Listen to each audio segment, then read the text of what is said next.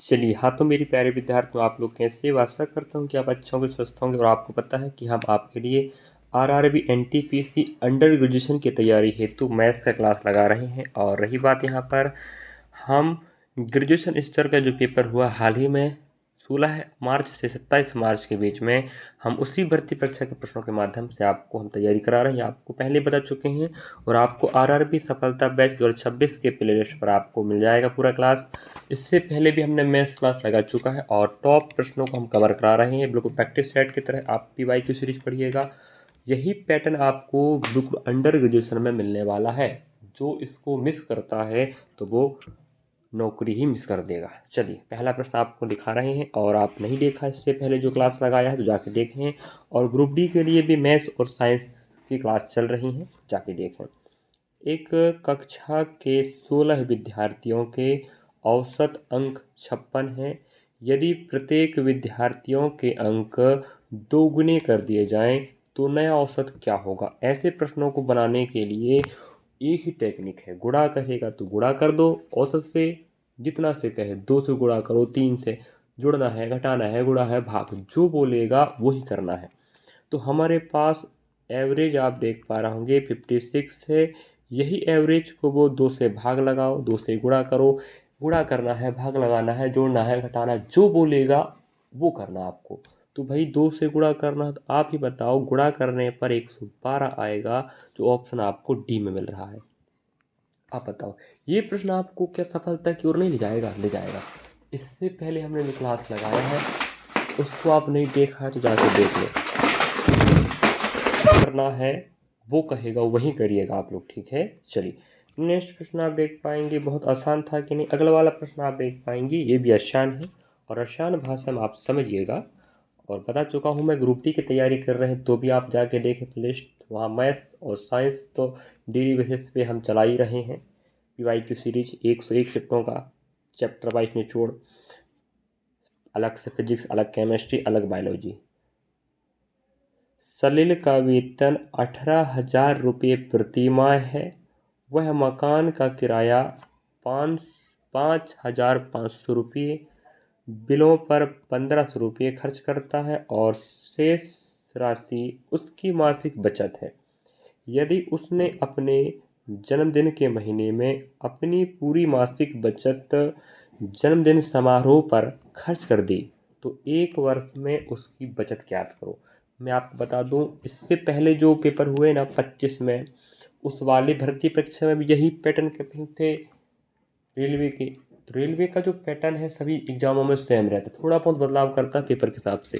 अब यूजी का पेपर होने वाला है, ग्रेजुएशन का पेपर अभी हुआ है, इसके PYQ मैथ्स पढ़ लो, PYQ रीजनिंग पढ़ लो, PYQ GK पढ़ लो, पूरा 100% accurate same to same pattern follow होने वाला है। देख लीजिए आप लोग, जो पढ़ेगा तो वो समझेगा, नहीं तो बाकी ठीक है। अब देखो, हमने कहा कि भाई 5,500 खर्च हो गए किराए पर, फिर आपने 1,500 और खर्च कर लिया, तो हमने कहा पूरा खर्च ये हो रहा है 7,000। आप तो कमा रहे थे 18,000, समझना बात को, 18,000 कमा रहे थे, 7,000 खर्च हो गए, 18,000 में 7,000 चले गए, तो आपकी जो बचत है मेरे भाई वो 11,000 है। ठीक है, तो एक महीने में आप 11,000 बचा रहे हैं, याद रखें। अब हमें कह रहा है वो कि वार्षिक बचत ज्ञात करो। हमने कहा अगर हम बात करें एक महीने में वो 11,000 बचाता है तो वार्षिक बचत, तो हमने कहा 12 महीने की बात करें, वार्षिक मतलब एक साल, एक साल मतलब 12 महीने, तो 11 12 में 132। तो आप ही बताओ, 1,32,000 रुपये बचाएगा वो एक साल का। लेकिन फिर कहता है अपने जन्मदिन का महीने में वह अपनी एक महीने की पूरी बचत भी खर्च कर देता है। अगर वो महीने में 11,000 बचाता है तो एक साल मतलब 12 महीने, 11 12 में 132 मतलब 1,32,000 बचा रहा है। लेकिन जन्मदिन के महीने में एक महीने की पूरी बचत बढ़ा दे, ख़त्म कर देगा, तो 11,000 कम कर देते हैं। तो आप ही बताओ, 1 2 1 0 0, तो 1,21,000 ऑफ ऑप्शन हमें मिल रहा है बी में, यही आपका आंसर था। और आप SSC GD कांस्टेबल की तैयारी कर रहे हैं तो उसकी भी तैयारी हम चला रहे हैं ऑफलाइन और रिकॉर्ड क्लास के माध्यम से, आप उसे भी ज्वाइन करके पढ़ सकते हैं। और इससे पहले मैथ्स का क्लास भी लगाया है मैंने, आप जाके देखें। और जो क्लास का नोट्स है फ्री ऑफ कॉस्ट आपको टेलीग्राम चैनल मिलेगा, विजिट करें। चलिए, 12 विद्यार्थियों द्वारा पूर्णांक 50 में से, ठीक है, 12 विद्यार्थी थे, 12 में से सबको 50 नंबर का पेपर दिया गया था, जिसमें से बच्चों ने अलग अलग नंबर प्राप्त किया है।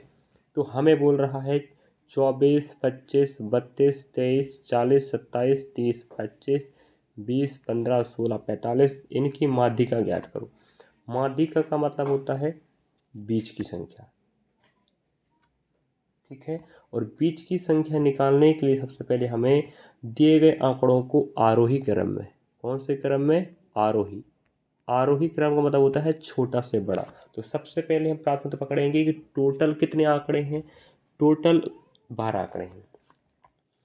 इसका मतलब ये हुआ कि मेरे भाई 6वां आंकड़ा और 7वां आंकड़ा, इन दोनों को जोड़ के 2 से भाग लगाना पड़ेगा, ठीक है। अगर सम है, हमने कहा नंबर ऑफ आंकड़े, तो ये कहेंगे 12 को 2 से भाग लगाओ 6, तो 6वां पद आया और अगला पद 7वां, तो 6वां और 7वां पद को जोड़ के 2 से भाग लगाओ, तब माध्यिका बीच की आएगी। अगर वहीं विषम संख्या होता, यहाँ 11 आ जाता, तो 11 आता तो मेरे भाई हम उसमें 1 जोड़ के, 11 विषम संख्या है, 1 जोड़ के 2 से लगाते भाग, तो 11 और 12 हो जाता, 12/2 आता, तो 6 आता। तो 6वां पद ही क्या होता आपका, माध्यिका। कैसे जमाने पर, आरोही क्रम, सबसे पहले आरोही क्रम जमाएंगे। अब हमें मिल गया कि 6वां और 7वां पद को जोड़ के 2 से भाग लगा देंगे, माध्यिका आ जाएगा। विषम और सम की परिस्थिति याद रखें, ठीक है। अगर आप ये समझ गए तो आप आसानी से आंसर निकाल सकते हैं। तो हमने कहा डाटा रखते हैं पहले, ठीक है। अब देखो पहले आएगा, यहाँ पर आप ध्यान से देखना, एक मिस्टेक होनी चाहिए, 15 आएगा, फिर मेरे भाई 16 आ जाएगा, फिर हमारे पास 20 आएगा, फिर हमारे पास 23 आएगा, फिर हमारे पास 24 है कि, हाँ 24 आएगा, फिर हमारे पास 25 आने वाला है, फिर हमारे पास 25 आएगा। अब हम देखते हैं कि टोटल कितने हो रहा है, 1 2 3 4 5 6, तो ये 6वां पद हो गया, ये 7वां। मैं बोल दिया हूँ सम की परिस्थिति में ऐसे करना पड़ता, तो ये 25 + 25/2, तो ये बनेगा 50/2, ये हो जाएगा आधा होके 25, तो 25 ही आपका माध्यिका होगा। आगे या तो आप पूरे आंकड़ों को लिखो, उसके बाद बीच में खोजो, या तो आप 6वां 7वां जोड़ के 2 से भाग लगा दो, माध्यिका मिल जाएगा। और क्लास को पूरा देखा करें आप लोग, हम बेवकूफ़ नहीं कि आप कुछ भी पढ़ाएं, जो भी पढ़ाएंगे 100% ऑथेंटिक रियल लेटेस्ट प्रश्न पढ़ा रहा हूँ मेरे भाई। साल 2025-24 का नहीं है, साल 2026 के प्रश्न वो उठा के देख लो। टीचर भी यही प्रश्न पढ़ाते होंगे आपको, बड़े बड़े संस्थान वाले, वो पैसे में पढ़ा रहे हैं, फ्री पढ़ा रहा है, यही तो अंतर है भाई। आप सोचना नहीं कि छोटा संस्थान ये क्या खाक पढ़ाएगा, पढ़ कर देखो, सीख कर देखो। एक कक्षा के 2 section, section A, section B, आपने तो सेक्शन में पढ़ा होगा, अगर आपके स्कूल में ज़्यादा बच्चे रहते होंगे तो उस सेक्शन में बोल रहा है लड़कों तथा लड़कियों का अनुपात समान है। मतलब कहने का मतलब है कि लड़का हो चाहे लड़कियों का अनुपात बिल्कुल क्या है, समान है। हमने कहा ठीक है। अब देखो, अगर हमें कह रहा सेक्शन ए में यहाँ बॉयज़ हो यहाँ गर्ल्स हो, ये हो जाएगा बॉयज़, ये हो जाएगा गर्ल्स। दोनों सेक्शन में ध्यान रखना, बॉयज़ गर्ल्स हैं, हमने कहा ये बॉयज़ हो गया, ये हमारा गर्ल्स हो गया। अब हम पॉइंट पकड़ते हैं, पहली पॉइंट कह रहा सेक्शन ए में 36 लड़के हैं, हमने कहा ठीक है। वहीं बात करें 24 लड़कियां हैं, ठीक है। फिर कहता है सेक्शन बी में, 28 लड़कियां हैं, तो सेक्शन बी में 28 लड़कियां हैं। अब बात आती है उस सेक्शन में कितने लड़के हैं। हमें एक बात और पता होनी चाहिए, लड़का हो लड़कियों का अनुपात सेम है, ठीक है। तो सबसे पहले हम अनुपात बनाते हैं कि यहाँ क्या क्या बन रहा है। तो हमने कहा देखो भाई ध्यान से देखना, ठीक है। 12 तिया 36, 12 दूना 24। तो हमारे पास एक बात अनुपात बन रहा 3:2। यह अनुपात सेक्शन बी में बननी चाहिए, ठीक है। अगर मैं ऑप्शन यहाँ रखूँ 42, ठीक है, तो आप देखो हमने बोला ना सेक्शन ए हो चाहे बी हो, दोनों में बॉयज़ एवं गर्ल्स का जो रेशियो है सेम होनी चाहिए। हमने 14 तेरी 42 और 14 दूना 28। ये देखो अगर 42 रखेंगे तभी ना बनेगा 3:2 का रेशियो। इसका मतलब ऑप्शन बी सी आपका 100% राइट है। अगर आप समझ गए होंगे तो सही बात है, नहीं समझे तो गलत बात है। या आप दिमाग लगाओ कि क्या दिमाग लगाओ भाई, दिमाग तो लगाना पड़ेगा भाई। हमने मन से कोई भी प्रश्न नहीं बनाया है, और आप टेलीग्राम चैनल या वीडियो के डिस्क्रिप्शन बॉक्स में आप जाके PDF फाइल लोड लगा लीजिएगा। ए को दिया जाने वाला वह अधिकतम मान क्या है जिससे 8 अंकों वाली संख्या देख पाएंगे 49 3A 9 132, ठीक है। 9 से विभाज्य हो तो 9 से विभाज्य हो तो भाई आपको पता होनी चाहिए विभाज्यता का नियम। अगर आपने अध्याय नहीं पढ़ा तो पढ़ लीजिएगा, हर वर्तित परीक्षाओं में यहाँ से प्रश्न आता है। 9 से किसी भी संख्या को हम पूरी पूरी तब विभाजित कर सकते हैं जब दिए गए आंकड़े 9 9 बन जाए, या दिए गए आंकड़ों का योग 9 से विभाजित हो। हमने कहा आंकड़ा हमारे पास है 9 9 बना देते हैं, 9 9 बन गया, ये हो गए। हम 4 3 7 2 9 9 बन गए। अब हमारे पास बच्चा है 3 1 4। अगर ये 4 योग हो रहे हैं तो ए का मान हम 5 रखेंगे मेरे भाई, तभी तो योग कितना बनेगा 9 बनेगा। इसका मतलब ए का मान 5 आएगा। ऑप्शन बी राइट है। 1 नंबर का सवाल खत्म। NTPC ग्रेजुएशन CBT 1 का पेपर है, यही पैटर्न तो अंडर ग्रेजुएशन में होगा, उसमें तो और हल्का आता है। ग्रुप डी के लिए मेंस भी पढ़ा रहा था, फिलहाल अभी मैं स्टॉप ले लिया हूँ इसके चक्कर में। और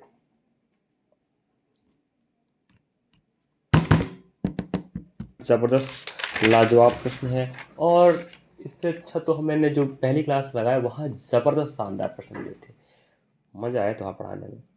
यहाँ तो सेकंड क्लास में थोड़ी कम ही मिल रहे हैं, और आपको हम बहुत सारे प्रश्न कवर कराएंगे। अभी पेपर बहुत टाइम है, 7 मई से चालू होना, अप्रैल ही चल रहा है, जब तक आप बहुत सीख सकते हैं। चलिए, किसी संख्या का 20%, हमने कहा ठीक है। संख्या नहीं पता तो मानो भाई, हमने कहा ठीक है। संख्या का 20% 620 के 20% से 160 अधिक है, मतलब दोनों का जो मान रहने वाला है वो अलग अलग रहेगा लेकिन अंतर रहेगा 160। हमने कहा संख्या का 20% मतलब 1/5, वह 620 के 20% से 160 अधिक है। इसका मतलब होता है x का 1/5 निकालो और 620 का 1/5 निकालो, जो भी मान आएगा उसमें 160 का गैप रहेगा। गैप पता बनता है, समझ रहे। अब यहाँ पढ़ा पढ़ते हैं। 5 एकम 5, 5 दूना 10, बच्चों के 20, ये आया आपका। अब आप देख पाइए बन जाएगा x अपॉन 5 माइनस 124 बराबर 160। अब हम 124 को करेंगे पक्षांतर, तो यहाँ x अपॉन 5 ही रहेगा। अब 160 अपनी जगह बैठा बराबर में, ये माइनस था तो प्लस हो जाएगा 124। अब आप ही जोड़ के बताओ, ये बन जाएगा भाई 284 बनेगा। अब 284 ये बन गया है। अब हमने कहा ये इस हो गया x बराबर 284, x के नीचे 5 था गुणा में, नहीं भाग में था, उसको पक्षांतर करो तो गुणा में जाएगा, तो x बराबर ये हो जाएगा 1420। तो 1420 आपका x का मान आएगा ऑप्शन बी में। ऐसे कर सकते हो ना। थोड़ा फास्ट करना भाई। नेक्स्ट प्रश्न आप देख पाएंगे ये वाला थोड़ा डिफ़िकल्ट है, इसको बड़े ध्यान से सीखना आप लोग, ठीक है। डिफ़िकल्ट इसलिए है कि इसको हमें समझना पड़ेगा,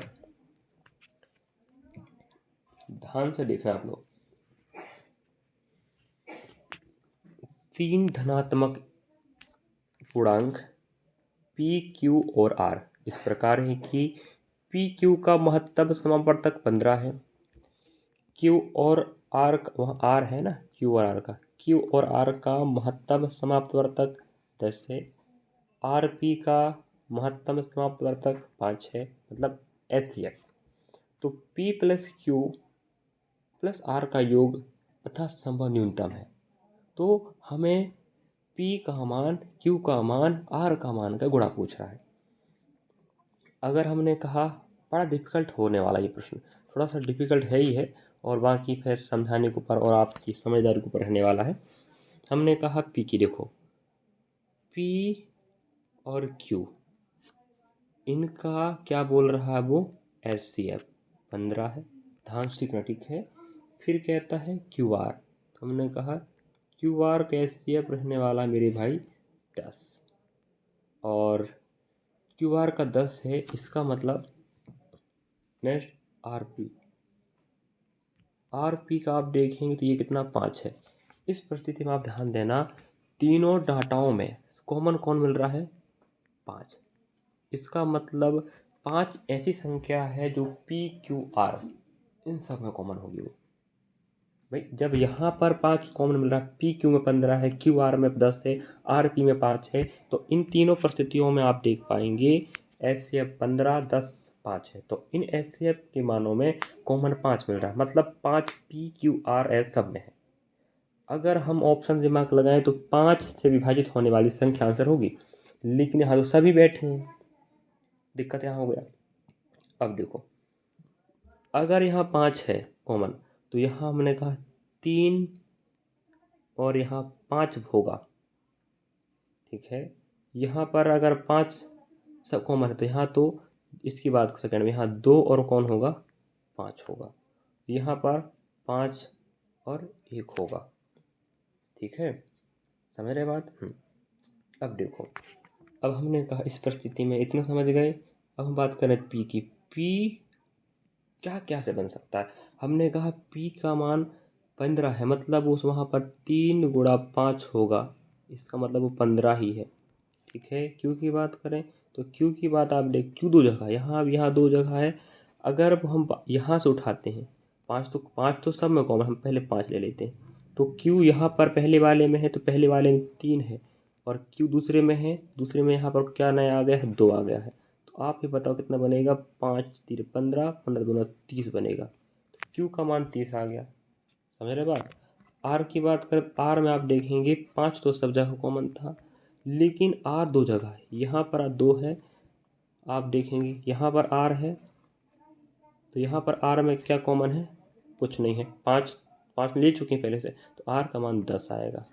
इसका मतलब आप ध्यान से देख ले होंगे, P का मान 15 है, Q का मान 30 है, और R का मान 10 है। इन्हें कर देते हैं गुणा, ठीक है। तो हमारे पास आ जाएगा 30 से गुणा 15 गुणा 10, ये हो जाएगा 15 तेरी 45, और 2 जीरो के 2 जीरो। तो ऑप्शन हमारे पास मिल रहा होगा। थोड़ा डिफ़िकल्ट है, लेकिन समझने की बात है, जो समझ गया तो वो अगले पेपर में अगर छप जाए तो बना लेगा। अभी तो हम पहला ही शिफ्ट कवर करा रहे हैं, तारीख मुझे याद नहीं, पहले वाली तारीख शिफ्ट में पहले क्लास में मैंने बताया, तारीख शिफ्ट का बताया। नेक्स्ट, ये लास्ट प्रश्न हमारे लिए होने वाला है, और ज़बरदस्त शानदार प्रश्न है, बहुत इजी है।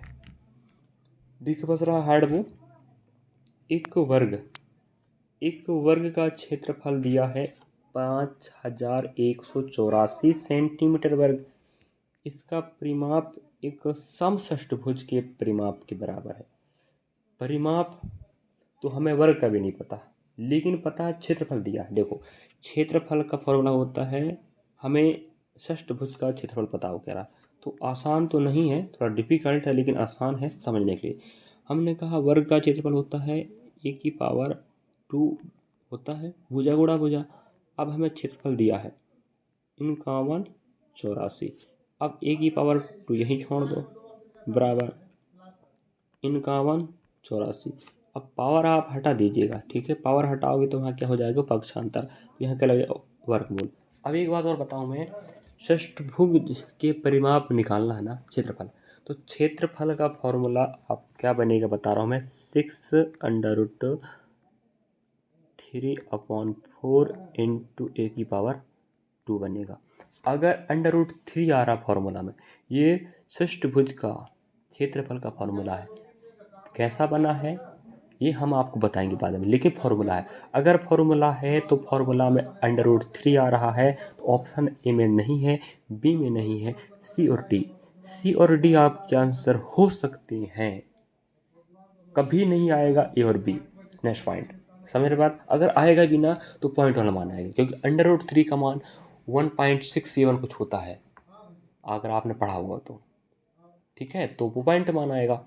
लेकिन वहाँ ऐसे भी नहीं है, तो ऑप्शन ए बी कभी नहीं आएगा। अब √3 दे कर रखा है तो आंसर ऑप्शन से डी आएगा। नेक्स्ट पॉइंट इसे याद रखें। अब हमने कहा ए का वर्गमूल निकालोगे, सॉरी ए बराबर, आपको बता दूं ये आंसर आपको खोजना पड़ेगा, बड़ा दिक्कत की समस्या आपको बताऊं। 4 अगर वर्गमूल निकालना नहीं पता, सुनो पहले, किस यहाँ 4 है, 4 मिलेगा आपको कहाँ का ये बताओ, है कि नहीं। ये तो समस्या आपको यही समस्या करने वाली कि आपको ये वर्गमूल निकालते नहीं बनता है। वर्गमूल वर्ग बननी चाहिए, वर्गमूल, घन, घनमूल। तो मैं आपको बताऊं, यह हमारे पास जो डाटा है 4 है, 4 मेरे भाई मिलता है 2 या 8 के वर्ग करने पर, समझ रहे बात। इसका मतलब दिमाग लगाओ, हमने कहा 70 का वर्ग होता है 749 होता है, ठीक है।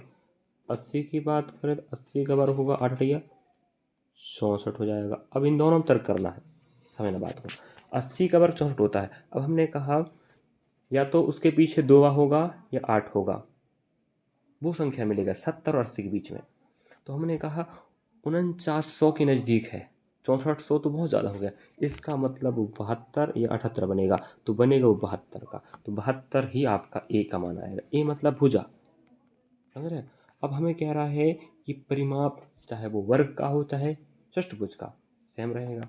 तो परिमाप मतलब होता है 4 गुणा भुजा, ये वर्ग का परिमाप हो गया, 6 गुणा भुजा। परिमाप मतलब सभी भुजाओं का योग होता है। तो हमने कहा 4 गुणा कितना होगा ये 72 बराबर 6 गुणा ए। यहाँ से हम गुणा भाग कर रहेंगे, तो भाई आपको बता दें इसका जो हल आने वाला है, आप थोड़ा दिमाग लगाएं। यहाँ स्पेस नहीं बन रहा तो मैं काट नहीं पा रहा हूँ, तो आप काट लीजिएगा। इसका मान आएगा 48। 48 आएगा, जो ए होगा ये भुजा क्या होगा, वो होगा समषष्ठभुज की भुजा का माप।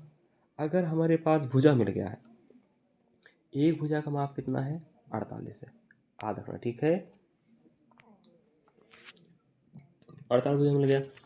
अब देखो 1 2 3 4 5 6, ये समषष्ठ कोण हो गया। अब यहाँ बिंदु रखते हैं हम, ठीक है, बिंदु रखो बीच में, इन्हें मिला दो आप लोग।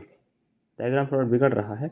अब यहाँ पर आप ध्यान से देखो, यहाँ पर जो त्रिभुज बन रहे हैं अंदर, वो त्रिभुज है समद्विबाहु।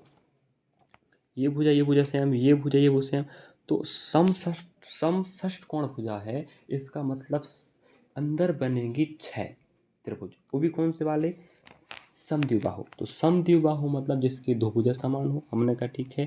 तो इसका फॉर्मूला होता है, ये त्रिभुज सबके सब त्रिभुजों का क्षेत्रफल जोड़ देंगे तो समषष्ठ कोण त्रिभुज का क्षेत्रफल मिल जाएगा। हमने कहा √3/4 इंटू ए की पावर 2, ये क्षेत्रफल का फॉर्मूला है समद्विबाहु त्रिभुज का, समझ रहे। अब हमारे पास 1 2 3 4 5 6, तो जो मान हमें √3/4 इंटू ए की पावर 2 लाएगा, वो एक त्रिभुज का मान होगा क्षेत्रफल। हमें 6 का चाहिए, 6 से गुणा करो, बस हो गया। तो यहाँ हो जाएगा 6 का 6, √3 का 3 होगा, 4 का 4 आएगा, ए मतलब भुजा 48 इंटू 48। समझ रहे बात, बहुत आसान है यार, बस सीखना बता आपको। चलो अब इस आधा कर लो, आधा करो, ठीक है। तो यहाँ आधा 3 √3, इसको यहाँ उड़ा लो तो ये आ जाएगा अपना 24 × 48। अब हम एक एडिशन काम तमाम करके देखते हैं क्या बनता है। √3 तो आने वाला, ठीक है। 8 चौके 32, 32 की 2 है, यहाँ 3 दूनी हो जाएगा 6, मतलब √3 तो हमने पहले ही छाड़ दिया था। जिस ऑप्शन में 6 होगा वो आपका आंसर होगा, ऑप्शन नंबर आपका डी। देख रहे हो कितना ईजी था, और थोड़ा सा हल करने का तरीका आपको सीखना पड़ेगा। अब यहाँ गुणा करोगे मेरे भाई तो आपको बता दें, देखो 24 से गुणा 48 गुणा कर लेना, ठीक है। तो यहाँ 24 से गुणा 48 गुणा 3 √3 हो जाएगा। इन्हीं गुणा करोगे आप लोग तो ऑप्शन हमारे पास दे के रखा, उस पर दिमाग लगा 34 56, तो यह जाएगा 34 56 √3 हो गया आंसर। इतना डिफिकल्ट नहीं थे क्लास के प्रश्न, जितने प्रश्न आपको दिखाएं शानदार ज़बरदस्त लेटेस्ट 2026 के ग्रेजुएशन एनटीपीसी के प्रश्न हैं। जो 16 मार्च से 27 मार्च चला था, मेरे ख्याल से 27 मार्च के प्रश्न हैं। और इससे पहले जो क्लास हमने लगाया वो भी 27 मार्च का। तो आप सभी क्लासों को दे के 100% ऑथेंटिक रियल आपको फ़ायदा होने वाला है। देख लेना लो पेपर में जो 7, 8, 9 मई को पेपर है, उन बच्चों को बता दो ज़बरदस्त तगड़ा मेहनत करके जाओ। रीजनिंग हमने बहुत पहले पढ़ा चुका क्लास, अगर आपको चाहिए क्लास तो बता देना। जो प्रश्न हम पढ़ाएंगे रीजनिंग में वही पैटर्न का प्रश्न छपेगा, थोड़ा सा हार्ड या थोड़ा सा इजी या मॉडरेट हो सकता है, लेकिन जो एग्जाम का पैटर्न है, जो पैटर्न का प्रश्न पूछता है वही पूछेगा, बस डाटा बस बदल के आएगा। Thank for watching. वीडियो अच्छा लगा तो लाइक करना, सब्सक्राइब करना, शेयर करना और कमेंट सेक्शन में लिखना बोले वीडियो कैसा लगा। आपका कमेंट मेरा हौसला बढ़ाएगा। फ्री क्लास PDF आपको मिलेगा हमारे टेलीग्राम चैनल में, प्रदीप सिन्हा अकेडमी, वहाँ ज्वाइन करें। Thank you for watching.